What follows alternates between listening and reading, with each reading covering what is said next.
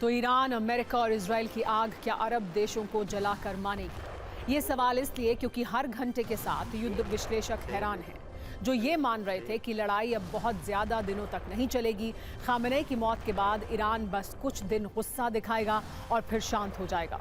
लेकिन अब इस जंग में न्यूक्लियर मोड ऑन हो गया है। ईरान हो या अमेरिका, कोई भी न्यूक्लियर धमकी से नीचे बात करने को तैयार नहीं है। दावा यह है कि ईरान की बैलिस्टिक मिसाइलें इजराइल के उन परमाणु प्लांट की ओर मुड़ चुकी हैं जहां एक हमले का मतलब सिर्फ तबाही है। दुनिया में घूम घूम कर शांति का नोबेल मांगने वाले ट्रंप खुद युद्ध में शामिल हैं और अब अमेरिका की ओर से भी न्यूक्लियर धमकियों की डिलीवरी शुरू हो चुकी है। इसका कोड वर्ड है ग्रेविटी। आज इस पर हमने एक ऐसी कुंजी तैयार की है जिससे आपको ये पता चलेगा कि अब कैसे ये युद्ध और भयानक होने वाला है। लेकिन आज उन लोगों की वैचारिक मरम्मत भी जरूरी है जो खुद को शांति का मसीहा मानते हैं, लेकिन उनकी अहमियत अब एक शो पीस से ज्यादा नहीं है। इनमें पहला नाम है यूनाइटेड नेशंस का।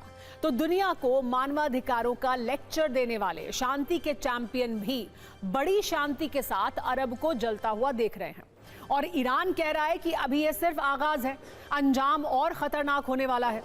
युद्ध के छठे दिन भी बारूदी बवंडर जारी है। दोनों तरफ से बम मिसाइल के हमले हो रहे हैं। ईरान के अलग अलग शहरों से आई तस्वीरें इसकी गवाह हैं। ये तस्वीरें ईरान के बुकान की हैं, जहां अमेरिका और इजराइल सेना ने एयर स्ट्राइक की, जिसके निशाने पर IRGC का एक अहम ठिकाना था। हमले के बाद यहां आग लग गई। ईरान में ये सिर्फ एक शहर की कहानी नहीं है, वहां शहर शहर ऐसे ही बारूद बरस रहा है। ये तस्वीरें ईरान के बोचान की हैं, जहां इजराइल का एक विध्वंसक हमला हुआ है। पश्चिमी ईरान से भी एक ऐसे ही अमेरिकी हमले की तस्वीर सामने आई है, जहां एयर स्ट्राइक के बाद धुआं ही धुआं दिखा। हमले में एक पूरी इमारत ध्वस्त हो गई। इजराइल के निशाने पर लेबनान में हिजबुल्लाह के ठिकाने भी हैं। इजराइल किसी भी तरह हिजबुल्लाह को पूरी तरह खत्म करना चाहता है। इजरायली एयरफोर्स ने लेबनान के बैरूत में हिजबुल्लाह के एक ठिकाने को उड़ा दिया। इन हमलों का जवाब ईरान की तरफ से भी दिया जा रहा है। IRGC ने मिसाइल लॉन्च का वीडियो जारी किया है। इसमें एक के बाद एक कई मिसाइल लॉन्च होते हुए दिखाई दिए। इन मिसाइलों का टारगेट इजराइल और अमेरिकी बेस है। इजराइल में ईरान के सबसे ज्यादा मिसाइल और ड्रोन हमले तल अवीव पर हो रहे हैं। तल अवीव को निशाना बनाते हुए कई मिसाइल और ड्रोन लॉन्च किए गए, जिनमें से ज्यादा इंटरसेप्ट कर लिए गए। अरब वर्ल्ड में जब मिसाइलें बरस रही हैं, बम बारूद से तबाही हो रही है, तब युद्ध के छठे दिन ईरान अमेरिका में नई धमकियों की डिलीवरी से पश्चिमी एशिया में खलबली है। दोनों तरफ से एक दूसरे को धमकी दी जा रही है। ईरान ने यह कहा है कि इजराइल ने अगर तेहरान में सत्ता परिवर्तन कराने के बारे में सोचा तो ईरान उसकी सबसे बड़ी परमाणु बम की फैक्ट्री को उड़ा देगा। इजराइल में ऐसी तबाही मचेगी कि तेल अवीव धुआं धुआं हो जाएगा। तो तेहरान से करीब 10,000 किलोमीटर दूर वॉशिंगटन DC से भी जवाबी धमकी आई। अमेरिका ने कहा कि ईरान नहीं माना, मिसाइल और ड्रोन हमले बंद नहीं किए तो अमेरिका तेहरान पर ग्रेविटी बॉम्ब गिरा देगा।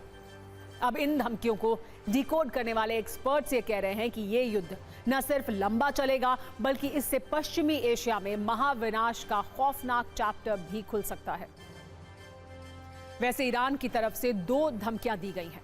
एक धमकी में इजराइल को टारगेट बताया गया है, तो वहीं अरब देशों को प्यास से तड़पाने वाली धमकी भी दी है। लेकिन पहले आइए आपको बताते हैं कि परमाणु बम बनाने वाली इजरायली फैक्ट्री ईरान के टारगेट पर क्यों है।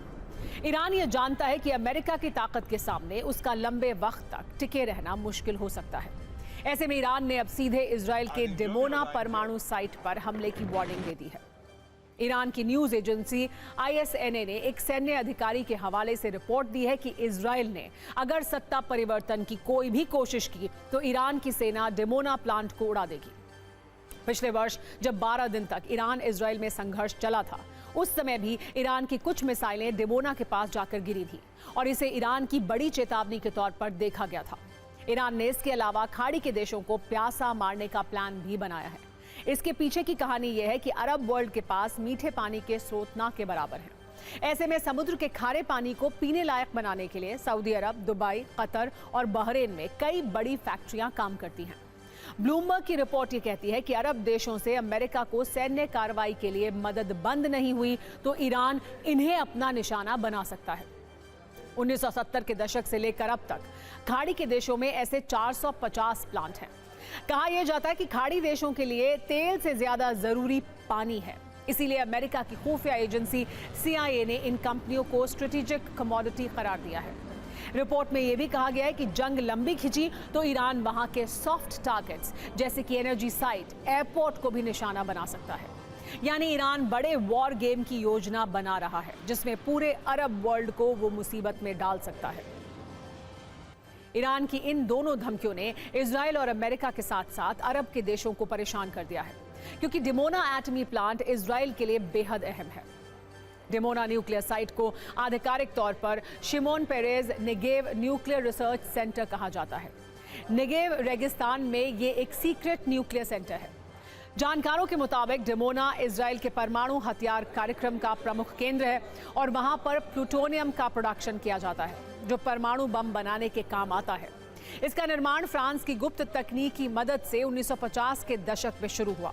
इजराइल इस प्लांट को अब भी दुनिया से छिपाने की कोशिश करता है।